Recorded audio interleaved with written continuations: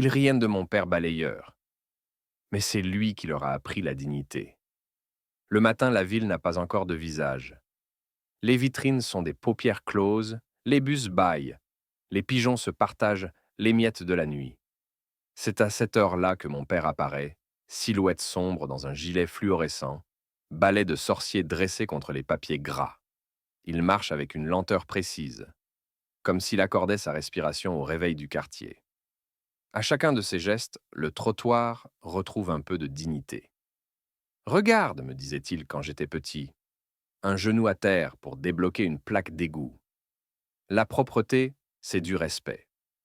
On n'offre pas un cadeau dans un paquet déchiré. Notre rue, c'est le paquet. Les gens, c'est le cadeau. Je hochai la tête, sans trop comprendre. Plus tard, j'ai compris autre chose. Ce travail, c'était sa façon de nous protéger. Il se levait avant le soleil, il rentrait avec son odeur de pluie froide et de poussière mouillée. Il posait sa main rugueuse sur mes cheveux et il disait: On est bien, hein? J'acquiesçais. On était bien, jusqu'au collège. Au collège, tout ce qui sent la sueur devient honteux. Le travail des mains n'a pas de place entre deux casiers couverts d'autocollants. Les rires se nichent dans les lacunes, les odeurs, les vêtements trop simples. Et moi, j'étais un pont entre deux mondes. La cuisine où mijotait la soupe du soir et la cour où tout devait briller d'un éclat acheté. Le lundi matin d'octobre, où tout a basculé, il pleuvait des aiguilles fines. Mon père m'avait déposé un peu plus bas que d'habitude, pour ne pas m'exposer devant le portail. Il prétendait que c'était plus pratique pour lui, mais je voyais bien sa délicatesse. Il se redressa, arrangea son bonnet, me lança ce sourire qui disait « Je t'aime » sans le dire. Puis il reprit son balai. Il s'éloignait déjà quand une voix a déchiré la bruine. Hé, le père de l'autre, c'est l'aspirateur de la ville. Des rires éclaboussèrent le trottoir. C'était Jonas, capitaine de l'équipe de foot, et sa cohorte qui s'engouffrait sous le porche. J'ai senti ma nuque se crisper. Mon père s'est tourné, leur a fait un signe de la main, un de ces signes simples qui n'appellent ni réplique ni malveillance. Jonas a répondu d'un geste de salutation exagéré, presque militaire, qui déclencha un second tsunami de rire. J'aurais voulu courir vers mon père, lui dire de ne pas écouter. J'ai fait l'inverse. J'ai accéléré le pas, j'ai franchi le portail, j'ai disparu dans le couloir. Honteux. Honteux de sa veste usée, de ses bottes tachées, honteux de ma honte surtout. Cette traîtresse qui me rongeait plus que la moquerie des autres. C'est ton daron, ça m'a demandé Yacine, à la casquette trop neuve, voix chargée de curiosité carnivore. Non, j'ai lâché trop vite. Puis j'ai ajouté trop tard, enfin. Si, mais il travaille pour la ville. Ils ont ricané. Balayeur, personne ne le prononce. Ça reste coincé dans la gorge, comme une arête. Il préfère éboueur, décrotteur, monsieur propreté, tout ce qui rend le réel risible. En classe, la prof de français expliquait Molière, et Jonas, derrière moi, soufflait. Ton père ferait un bon scapin. Il ramasse les ficelles. Les autres étouffaient des rires. La prof relevait la tête, ne comprenait pas. On rit toujours propre devant les adultes. À midi, je fuyais la cantine. Je mangeais un sandwich dans le parc d'en face, à l'abri d'un châtaignier. La pluie avait cessé. Restent ces gouttes lourdes qui tombent à des feuilles comme des remords. Mon téléphone vibra. Un message de ma mère. Pense à prendre une pomme chez Madame Rosa. Je la paierai ce soir. Madame Rosa, c'était l'épicère du coin, reine d'un royaume de boîtes de conserve. Je rangeais mon sandwich, je traversais. Alors, petit, tu deviens grand lança-t-elle en tendant une pomme rouge comme un feu. On dit ça, j'ai souri. Ton père est passé. Il a remis droit ma pancarte. Toujours la main pour aider. Donne-lui un baiser de ma part. Mon cœur se serra. Je pensais au rire du matin, au salut grotesque de Jonas. Je me demandais comment mon père encaissait ces humiliations invisibles, ces micro-entailles quotidiennes. Peut-être qu'il ne les voyait pas. Peut-être qu'il les voyait toutes et qu'il décidait chaque fois de ne pas les nourrir. Le soir, il rentra tard. Il posa son balai dans l'entrée avec la reverence d'un musicien pour son instrument, retira ses bottes, se lava les mains longuement, jusqu'à ce que l'eau redevienne claire. Tu as l'air contrarié, dit-il doucement, sans me regarder, comme s'il savait que la pudeur a besoin d'un peu d'ombre pour s'avouer. Non, j'ai répondu mécaniquement. Le contrôle de maths, c'était dur. Il sourit, ce sourire triste qui comprend la moitié des choses. Tu sais, reprit-il après un silence, quand on balaye, on n'enlève pas la poussière pour se faire applaudir. On la chasse pour que quelqu'un d'autre passe sans trébucher. C'est un travail qu'on fait en pensant aux pieds qu'on ne verra jamais. J'ai levé la tête, agacé par sa sagesse. Il y a des soirs où on voudrait des coups de poing, pas des métaphores. Et quand ce quelqu'un d'autre te crache dessus, ai-je lancé plus sec que je ne le voulais. Alors tu te dis qu'il a peut-être quelque chose dans l'œil, a-t-il répondu en haussant les épaules. Et tu continues, parce que si tu t'arrêtes, sa salive devient une flaque, et la flaque une mare, et la mare un marécage. La dignité, c'est refuser de se transformer en bourbier. Je n'ai pas insisté. Je me suis enfermé dans ma chambre. Sur mon bureau, un cahier ouvert, un stylo. J'ai écrit « Je veux être quelqu'un qu'on regarde sans rire ». Puis j'ai déchiré la page. Le vent l'a collé contre le radiateur. Plus tard, je l'ai oublié là. Les jours suivants, la même scène s'est rejouée, avec des variantes. Un matin, 3 élèves ont filmé mon père traversant la place, balai sur l'épaule. Ils ont ajouté une musique clownesque et sous-titré « Le boss du ballet passe en ville ». 100 likes en 1 heure. J'ai lu les commentaires, j'ai senti mes lèvres blanchir. Puis j'ai fermé l'application.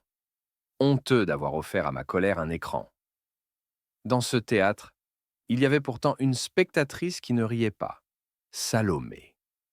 Assise au premier rang en cours d'histoire, cheveux bouclés retenus par un crayon, elle prenait des notes féroces. Quand elle riait, c'était avec tout son visage. Quand elle se taisait, c'était avec toute son attention. Ce jeudi-là, elle m'a rattrapé à la sortie. Il est digne, ton père, tu sais. Elle avait dit ça comme on pose une pierre pour construire une maison, pas comme on lance un compliment pour vite s'en débarrasser. Tu te moques ai-je craché, prêt à mordre. Pas du tout. Je l'ai vu aider un vieux à remonter sa valise dans l'autobus. Personne n'a bougé, lui si. Et hier, il a rendu le portefeuille de la prof principale. Elle l'avait fait tomber. Elle ne l'a même pas remercié, trop pressée de se cacher derrière sa fierté. Ton père, lui, a souri. Ça, c'est de la dignité. Je suis resté silencieux. À l'intérieur, quelque chose déraillait. Je ne savais pas si c'était la gratitude ou la colère. Gratitude qu'on ait vu en lui ce que j'avais peur d'admettre. Colère qu'il faille le regard d'une autre pour me le rappeler.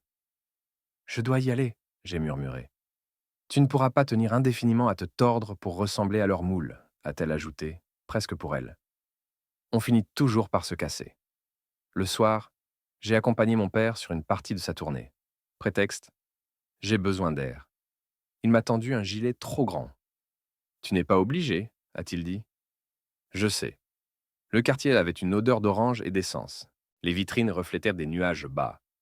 La lumière des réverbères se diluait en halos laiteux. Mon père me montra comment tenir le balai pour qu'il pousse la poussière sans la faire voler. Comment obliquer légèrement le poignet. Comment écouter le trottoir. On écoute, ai-je répété sceptique. Oui. À l'oreille, tu sais s'il accroche ou s'il glisse. Quand il accroche, c'est qu'il dit doucement. Quand il glisse, qu'il dit vas-y. Les rues parlent, mais il faut du temps pour comprendre leur langue. Il avait cette façon de parler qui rendait poétique la moindre fissure. Je balayais mal, trop fort, trop vite. Il me reprenait sans me vexer, comme on rectifie un geste de cuisine. Au coin du marché, une marchande chargeait ses cagettes. Une montagne de feuilles de salade et de journaux détrempés encombrait l'angle. « Je vais le faire », j'ai dit, désireux de prouver quelque chose à quelqu'un. À lui, à moi, à la ville tout entière. Je me suis attaqué à la masse, j'ai soulevé, poussé, rassemblé. Au bout de quelques minutes, la pile s'est compactée. Je me suis reculé, fier. Un passant en costume a contourné notre tas avec une grimace, sans ralentir. « Beau travail », a simplement dit mon père. 2 mots qui valaient toutes les médailles. Je me suis senti grandir d'1 centimètre. Puis ses yeux se sont durcis légèrement. Rentre maintenant. Demain, tu as cours. Et toi? Moi, je termine la place. Il reste le banc des amoureux. Il laisse toujours des miettes de secret. J'ai souri malgré moi. Je l'ai laissé au pied de sa place, gardien d'une citadelle nocturne. Je ne savais pas que ce serait la dernière soirée tranquille avant l'orage. Le lendemain, l'alerte est tombée à 10h12. Un message traînait déjà sur tous les téléphones. Vidéo d'un sac plastique pris dans une grille d'égout, ruisseau bouché par des canettes, eau qui gonfle sur la chaussée devant le lycée. En légende, merci qui? Merci le père balayeur. Puis une seconde vidéo. Jonas filmant sa chaussure immergée, feignant la panique. On va tous se noyer. Rires en fond. Des commentaires, des partages, une indignation fabriquée à la minute, virale comme un rhume. On accusait mon père de mal faire son boulot. On taguait la page de la mairie. On exigeait des comptes. Personne n'expliquait qu'il avait plus sans discontinuer. Que l'égout avait avalé plus que de raison. Que la chaussée avait été refaite sans pente correcte. Les torts, c'est plus simple quand ça a un visage fatigué. La principale a convoqué mon père l'après-midi même. Je l'ai appris par un message court de ma mère. Ton père au lycée à 15h. Reste calme. Difficile de rester calme quand on dresse un pilori au milieu de ta cour. À 15h, la pluie s'était remise à mordre. Mon père a franchi le portail à la vue de tous, gilet humide, yeux clairs, balai sur l'épaule. Il ne s'en sépare jamais, talisman et outils. Sous le préau, un attroupement. Jonas, bien sûr, sourire prêt pour les photos, 2 profs, la principale, et des élèves en périphérie, le téléphone comme une seconde peau. On avait monté un petit tribunal. Monsieur, lança la principale. Sèche. Nous avons reçu de nombreuses plaintes. Il semblerait que l'entretien autour de l'établissement laisse à désirer. Mon père s'est arrêté à 1 mètre, a retiré son bonnet. Il n'a pas parlé tout de suite. Il a simplement regardé le ruisseau qui s'échappait encore de la grille bouffée de feuilles. Il a regardé le caniveau, la pente, la chaussée neuve. Puis il a posé son balai comme on plante un drapeau. « Je peux vous montrer quelque chose », a-t-il dit. Sa voix avait cette douceur de ceux qui savent, mais ne humilie pas. La principale a hoché la tête, agacée. « Ici, reprit-il en s'accroupissant, la pente envoie l'eau à rebours. Elle devrait filer vers la grille. Elle remonte. Ça crée un lac. Ce n'est pas une question de balai, c'est une question de niveau. Regardez. » Il a tiré d'une poche un petit niveau à bulles. Oui, il se balade avec. Oui, il a ce genre de fierté-là. La bulle glissait dans le mauvais sens. Et les canettes, siffla Jonas. On les a pas mises, nous, hein? Mon père a levé les yeux sur lui, sans colère. Les canettes, elles se ne poussent pas sur les arbres. Et quand elles tombent de mains humaines. Notre travail, c'est de réparer chaque matin ce que la négligence fabrique chaque nuit. On le fait. Mais quand la rue a été refaite à l'envers, on peut balayer jusqu'au ciel. L'eau reviendra. Un silence un peu stupéfait a suivi. Ce n'était pas le discours attendu. On l'attendait courbé, coupable. On trouvait un type droit, précis, qui parlait la langue des choses. La principale s'est éclaircie la voix. Je ferai remonter l'information au service technique. Je peux déboucher la grille en attendant, a ajouté mon père. Mais je ne veux pas qu'on dise que nous n'avons pas fait notre part. J'étais là à 6h. On a passé 2 fois. Ce que je n'ai pas passé, c'est la nuit entière de papier jeté par terre. Ses yeux glissèrent ça sur la foule. Sans accusation, mais sans fuite. Jonas ricana pour sauver la face. Super, on a un poète du ballet maintenant. Mieux vaut un poète du ballet qu'un roi des poubelles, a lâché une voix claire. Salomé. Elle s'était avancée, trempée, cheveux collés sur les tempes. Son regard ne tremblait pas. Des rires gênés, des « Oh !» Jonas pâlit un peu. « Merci, mademoiselle, » dit mon père, simple. Il se remit à l'ouvrage. En quelques gestes, il libéra la grille. L'eau avala le bouchon avec un bruit de gorge satisfaite. Le ruisseau redevint filé, puis rien. La principale se racla la gorge encore, embarrassée. Bien, merci pour votre intervention. Je, je vous tiendrai informé. Pas besoin de m'informer. Informez la rue, répondit-il doucement. Il remit son bonnet, saisit son balai, fit un pas, puis s'arrêta. Il s'est tourné vers moi, car oui, j'étais là, figé, au premier rang des spectateurs lâches.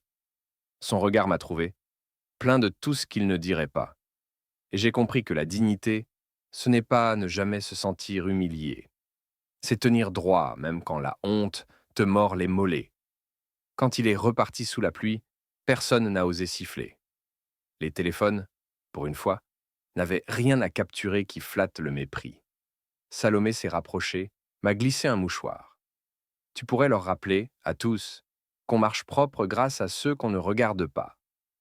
Comment ai-je soufflé, la voix abrasive, en leur montrant ce qu'ils refusent de voir. Par les mots, par les images, comme tu veux. Mais montre-le. Sinon, c'est eux qui écrivent l'histoire, et ton père devient la légende qu'ils ont inventée. Le soir, à la maison, j'ai trouvé mon père devant la table, penché sur un plan de la rue. Il en avait dessiné les pentes à la main, avec des flèches, des notes. Il levait le niveau à bulles comme un bijou. Je me suis assise en face. « Papa !» j'ai murmuré, la gorge serrée. « Je suis désolé pour... » « Pourquoi ?» m'a-t-il coupé sans dureté. « Pour t'avoir laissé seul. Pour avoir eu honte. Pour... tout. » Il a posé son crayon. Sa main a couvert la mienne, large, chaude, malgré l'humidité des heures. On n'a pas honte d'un pain qu'on a pétri. On a honte d'un pain qu'on vole. Moi, je pétris ma journée avec un balai. Et toi, tu pétriras la tienne avec ce que tu voudras. Mais ne laisse personne te faire croire que les mains propres sont celles qui ne touchent à rien. Je n'ai pas su répondre. J'ai simplement hoché la tête, et quelque chose en moi s'est déplacé de quelques millimètres. Parfois, c'est tout ce qu'il faut pour changer l'angle d'une vie. Cette nuit-là, j'ai ressorti mon cahier. J'ai recopié en haut d'une page blanche. Notre rue, c'est le paquet. Les gens, c'est le cadeau. Puis j'ai écrit longtemps, jusqu'à ce que les mots cessent de trembler. Je ne savais pas encore que ce texte ferait plus que me soulager. Je ne savais pas que, bientôt, une autre averse tomberait sur la ville, une averse plus violente, plus cruelle, et que les rires, cette fois, seraient noyés par une autre musique, celle d'un trottoir qui refuse de laisser tomber les nôtres. Parce que ce soir-là, en m'endormant au bruit du vieux radiateur, j'ai fait un vœu silencieux. S'ils ne veulent pas voir la dignité, on la leur montrera jusqu'à ce qu'elle leur brûle les yeux. 3 jours après l'incident du caniveau, le ciel s'est ouvert comme une plaie. Une pluie lourde, drue, pas une bruine de novembre, mais un rideau furieux qui s'abattait sur la ville sans répit. Les gouttières hurlaient, les égouts crachaient, les trottoirs se transformaient en rivières. Depuis ma fenêtre, je voyais les passants courir, journaux sur la tête, sacs serrés contre leur poitrine. Et, au milieu de ce chaos, j'ai aperçu la silhouette de mon père. Gilet fluorescent détrempé, bottes ancrées dans l'eau, balai planté comme une rame. Il avançait dans ce torrent comme un marin qui refuse d'abandonner son navire. Je voulais descendre, lui dire d'arrêter. Mais une voix en moi chuchotait. Il ne sait pas faire autrement. C'est son combat. Chaque pluie est un combat. Le lendemain matin, les réseaux sociaux s'enflammaient déjà. De nouvelles vidéos circulaient. Cette fois, c'était pire. On le voyait en train de dégager un égout sous la pluie, trempé, le visage ruisselant. Mais la légende était cruelle. Le clown du ballet lutte contre l'océan. Quel héros! Des centaines de partages, des commentaires acides. Certains le comparaient à Don Quichotte, d'autres mettaient des émojis de singes. Je lisais, les yeux brûlants, incapable de lâcher mon téléphone. Chaque ligne était un coup de plus, pas sur lui, sur moi, sur nous. Au collège, l'ambiance était électrique. Jonas et sa bande avaient projeté la vidéo sur l'écran du hall, le son au maximum. Les élèves riaient en chœur. « Allez, rame, capitaine Balaï !» criait Jonas, brandissant une règle comme un gouvernail. Je suis resté figé. Puis, pour la première fois, ma colère a franchi la barrière de ma gorge. « Arrête !» Un silence s'est abattu. Jonas s'est tourné, surpris. Quoi? J'ai dit arrête! Ma voix tremblait, mais elle existait. Les rires ont repris. Plus nerveux cette fois. Jonas s'est approché, son souffle humide contre mon visage. Et sinon quoi, fils de balayeur? Tu vas m'écrire un poème? Un cercle s'est formé autour de nous. Des téléphones se levaient déjà. Je tremblais, mes mains moites, mes jambes semblent prêtes à céder. Mais une autre voix s'est élevée derrière moi. Claire, posée, tranchante. Et toi, fils de qui, Jonas? D'un roi? Parce que ton arrogance ne brille pas autant que la rue de son père. Salomé. Les regards se sont tournés vers elle. Elle avançait, cheveux trempés, yeux ardents. Jonas a reculé d'un pas, pris de court. Les rires s'étaient tus. Je sentais mon cœur exploser dans ma poitrine. Je ne pouvais pas me cacher derrière elle. Pas cette fois. Alors j'ai ajouté, la gorge sèche. Mon père, il ne lutte pas contre l'océan. Il garde vos pieds au sec. Vous marchez propre grâce à lui. Et vous riez? Un silence coupant. Des visages se détournaient. Quelques-uns baissèrent les yeux. Jonas, lui, fulminait. Tu crois quoi? Que c'est un héros? C'est qu'un balayeur. Et là, une chose étrange s'est produite. Derrière moi, une voix d'élève a murmuré. Il a raison. Sans eux, on marcherait dans la crasse. Puis une autre. Moi, je l'ai vu aider une vieille dame avec ses sacs, l'autre jour. Puis une troisième. Il dit toujours bonjour. Comme des braises qui s'allument une à une, les témoignages s'accumulaient. Jonas tournait sur lui-même, pris dans un cercle qui lui échappait. Ses blagues n'avaient plus d'écho. L'après-midi, la principale m'a convoqué. J'étais persuadé que j'allais être puni pour la scène du hall. Mais en entrant dans son bureau, j'ai trouvé mon père, assis droit, mains jointes sur ses genoux, toujours ce calme d'homme qui ne réclame rien. Votre père a été victime de harcèlement en ligne, dit la principale, gênée. Nous allons saisir la mairie. Mais il serait peut-être utile que la vérité soit montrée. Vous comprenez? Je n'ai pas compris tout de suite. Puis, j'ai vu ses yeux glisser vers moi. Elle attendait que moi je fasse quelque chose. Mon père m'a regardé, et j'ai lu dans son visage ce mélange de fatigue et de fierté contenue. C'est ton histoire aussi, mon fils. Si tu veux la raconter, je ne t'en empêcherai pas. Cette nuit-là, je n'ai pas dormi. J'ai ressorti mon cahier. J'ai écrit, sans m'arrêter, comme si les mots se versaient enfin hors de moi. On rit de ce qu'on ne comprend pas.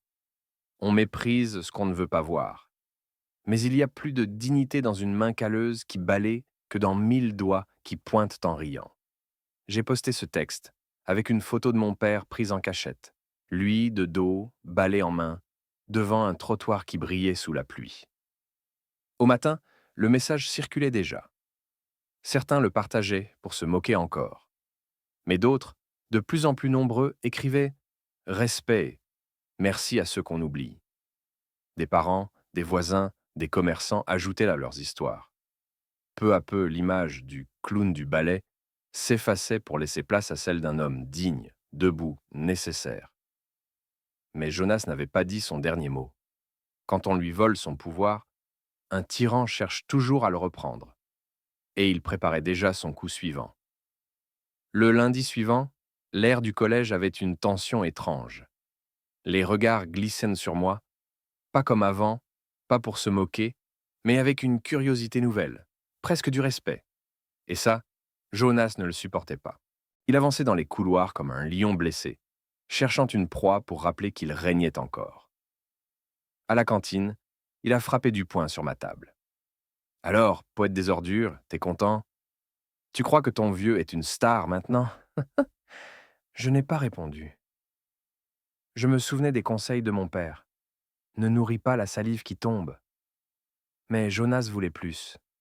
Il s'est tourné vers la salle entière. Vous savez quoi? On va organiser un concours. Vendredi soir, devant le gymnase. Mon père contre son père. Mon daron, cadre chez Renault. Costume 3 pièces, et le sien, avec son balai. On verra qu'il y a plus de dignité. des rires nerveux. Certains élèves ont baissé la tête, mal à l'aise. Mais personne n'a osé dire non. Dans la cour, Jonas faisait la loi. Et maintenant, il inventait un duel cruel dont il était sûr de sortir vainqueur. Le soir, je n'ai pas osé parler à mon père. Mais il a vu mon agitation. Il a attendu que ma mère se couche, puis il m'a trouvé dans ma chambre, le cahier ouvert mais les pages blanches. Qu'est-ce qui tronche, mon fils? Alors j'ai lâché. Tout. Les vidéos, les moqueries, le défi de Jonas. Je m'attendais à le voir se mettre en colère ou au moins blessé. Mais il a simplement posé sa main sur mon épaule. Si je suis balayeur, c'est parce que je l'ai choisi. J'aurais pu accepter un travail en usine, j'aurais pu partir ailleurs. Mais j'ai choisi de rendre nos rues propres. Il n'y a pas de honte à ça. Si Jonas veut comparer son père et moi, ce n'est pas moi qui perdrai. Ces mots m'ont glacé, parce qu'ils étaient vrais. Mais je savais aussi que le vendredi, la foule ne verrait pas la vérité. Elle verrait deux images, un costume et un balai. Et elle rirait encore. Les jours qui suivirent furent un supplice. Jonas montait son événement comme un spectacle. Il collait des affiches caricaturales dans les couloirs. Un dessin de mon père avec un balai géant face à un homme en cravate dessiné à la règle. Dignité Showdown, vendredi 18h. Tout le monde en parlait. Certains se marrainent, d'autres restaient en silencieux. Moi, je brûlais de l'intérieur. Clara et Salomé étaient entre mes seuls alliés. Tu ne peux pas les laisser faire, dit Clara en serrant les poings. Ce n'est pas un duel, ajouta Salomé. C'est un piège. Ils veulent ridiculiser ton père pour te briser, toi. Je hochai la tête, mais je ne voyais pas d'issue. Comment empêcher des dizaines d'élèves d'assister à ce spectacle cruel? Vendredi arriva trop vite. À 18h, la cour du gymnase était pleine. Les téléphones levés, les rires impatients. Jonas était au centre. Sourire carnassier, son père à ses côtés, costume impeccable, attaché-casse brillant, lunettes fines. À côté, mon père modeste, son gilet fluorescent encore humide, son balai posé contre lui comme une canne. Jonas prit la parole. Mesdames et messieurs, ce soir, le grand duel. D'un côté, monsieur Renaud, cadre, chef, patron, homme de réussite. De l'autre, monsieur Ballet, roi des poubelles. La foule éclata de rire. Mon ventre se noua. J'allais crier, courir, tout arrêter. Mais mon père leva une main. Pas pour protester, pour demander le silence. Et, contre toute attente, le silence tomba. Mon fils a honte parfois, dit-il d'une voix calme. Il a honte de mon gilet, de mes bottes. Mais moi, je n'ai jamais eu honte de mon travail. Un murmure parcourut la foule. Jonas ricana, mais faiblement. J'ai vu des hommes en costume voler, mentir, écraser les autres. Et j'ai vu des hommes en bleu sauver des vies, rendre des portefeuilles, relever des vieilles dames. Le tissu de l'uniforme ne fait pas la dignité. C'est le cœur qui l'habite. Un silence, des regards. Jonas trépignait. Son père fronçait les sourcils, mal à l'aise. Alors, si vous voulez rire, riez. Mais souvenez-vous, quand demain vous marcherez sur un trottoir propre, ce sera peut-être grâce à moi, et je ne vous demanderai jamais rien en retour. Il ramassa son balai. La foule restait muette. Puis, au fond, des applaudissements éclatèrent. Salomé, puis Clara, puis d'autres, hésitants. Et peu à peu, le cercle se mit à battre des mains. Jonas hurlait « Arrêtez !» Mais sa voix se perdait dans la vague. Ce soir-là, quelque chose s'était fissuré. Jonas n'était plus intouchable. Mon père n'était plus une cible. Il était devenu, malgré lui, un symbole. Et moi j'ai compris que la dignité ne se défend pas en frappant plus fort que l'autre. Elle se défend en restant debout, même quand tout le monde veut te faire plier. Le lundi suivant, le collège entier bruissait encore du duel du vendredi soir. Mais cette fois, ce n'était pas Jonas qui faisait la loi. Les vidéos avaient ainsi tourné, partagées sur Snapchat, Instagram, TikTok. On y voyait mon père droit, calme, parlant avec cette voix grave qui ne tremble pas. Et, pour une fois, les légendes n'étaient pas des moqueries. respect. Lui, c'est un vrai monsieur. La dignité a un visage. Jonas avait beau gesticuler, répéter que c'était une blague. Personne ne riait plus. Il avait perdu son royaume de rire. Ses amis même commençaient à s'éloigner, comme si le ridicule avait changé de camp. Moi, j'avançais dans les couloirs la tête plus haute. Pas encore fier. Ce n'était pas le mot, mais moins lourde. Et ce poids qui m'écrasait depuis des années commençait à se détacher, comme une vieille peau qui craque. À la pause, Salomé est venue vers moi. Tu as vu a-t-elle dit en me montrant son téléphone. Une page locale avait partagé la vidéo. Le balayeur qui a donné une leçon de dignité à tout un quartier. Des commentaires affluaient. Certains racontaient comment il l'avait même vu rendre un portefeuille, aider à charger une poussette, saluer toujours le premier. Des inconnus se souvenaient de lui mieux que moi parfois. J'ai senti mes yeux me piquer. Ton père a plus de fans que n'importe quel joueur de foot du collège, a ajouté Clara en riant. J'ai ri aussi pour la première fois sans amertume. Mais le moment le plus fort est arrivé le soir, à la maison. Mon père était assis à la table, le carnet de comptes ménager devant lui. Rien n'avait changé. Il gribouillait ses chiffres, la radio diffusait un vieux air de guitare. Papa, ai-je dit, la gorge serrée, tu sais que tu es devenu célèbre. Il a levé les yeux, surpris. Célèbre, moi? Oui, tout le monde parle de toi, de ce que tu as dit. Il a haussé les épaules, ce geste humble qui lui ressemblait tant. Les paroles passent, les trottoirs restent, mais ses yeux brillaient. Et j'ai compris qu'il avait entendu, qu'il savait. Les jours suivants, les choses se sont transformées. Quand je marchais avec lui dans la rue, certains commerçants le saluèrent d'un signe plus respectueux. Un voisin lui a même serré la main en disant « Merci pour ce que vous faites. On n'y pense jamais. » Mon père a simplement souri. Mais moi, je voyais qu'il marchait, un peu plus droit. Un soir, alors que nous rentrions ensemble, je n'ai pas pu retenir mes mots. « Papa, je suis désolé. » Désolé de quoi? D'avoir eu honte. De toi. Pendant des années. Il s'est arrêté. La pluie tombait encore, fine, presque douce. Il a posé sa main sur mon épaule. Tu n'as pas eu honte de moi.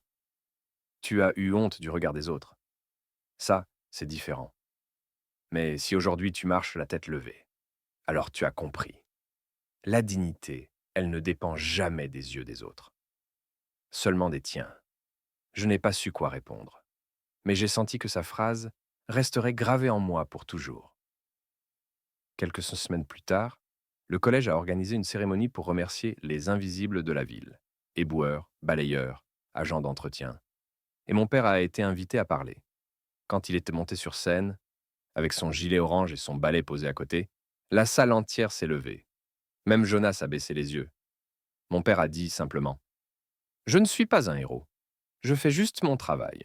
Mais si ce travail vous rappelle que chacun mérite du respect, alors c'est déjà beaucoup. Il n'y avait rien d'autre à ajouter. On juge trop vite ceux qui portent des bottes usées, des mains calleuses, des gilets fluorescents. Mais la dignité n'a pas de costume. Elle brille dans les gestes simples, dans le silence de ceux qui travaillent pour que les autres vivent mieux. Moi, j'ai appris qu'on ne doit jamais avoir honte de ceux qui nous élèvent. Parce qu'un père balayeur peut être plus grand qu'un roi. S'il nous apprend à marcher la tête haute. Abonne-toi et laisse un like. Si toi aussi tu crois que la vraie grandeur ne se mesure pas au titre, mais à la dignité.